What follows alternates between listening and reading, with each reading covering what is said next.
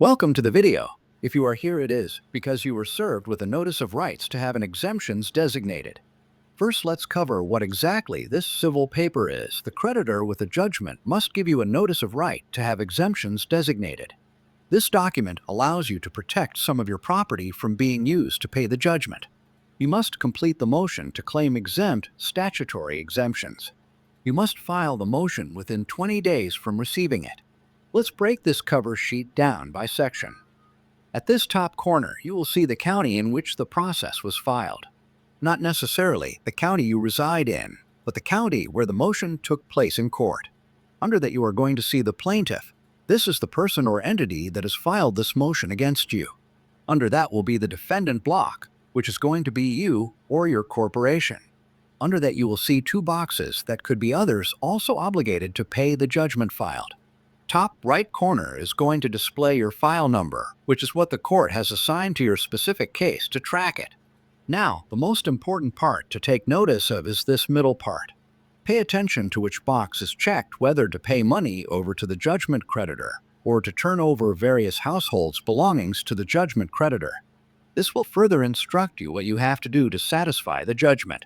Further below, you will see that it is stated that you have 20 days after this paper is served to submit your response to it. If you do not respond within 20 days, you will give up your right to statutory exemptions, and the judgment creditor may be able to take any or all of your property to satisfy the judgment. It is recommendable you hire an attorney to assist you in assuring you receive all the protections to which you are entitled to in this type of proceeding.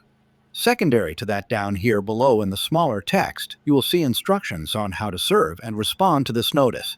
You may serve this notice and the motion to claim exempt property by mailing a copy of each, registered or certified mail, return receipt requested, addressed to the judgment debtor.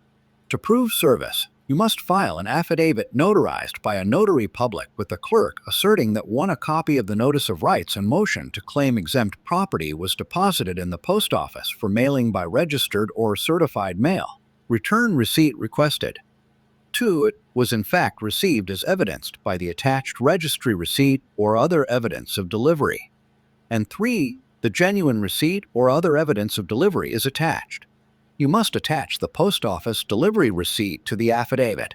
Alternatively, you may choose to have this notice and the motion served by the sheriff. If you select this method, you must pay a service fee. If your attempted service by certified or registered mail or personal service by the sheriff fails, you may then serve the judgment debtor by mailing a copy of notice and motion to the judgment debtor at his/her last known address. Attached to this notice of rights will usually be further paperwork filed by the plaintiff showing where you defaulted on the payments or money owed, and also the amount that needs to be satisfied by the judgment.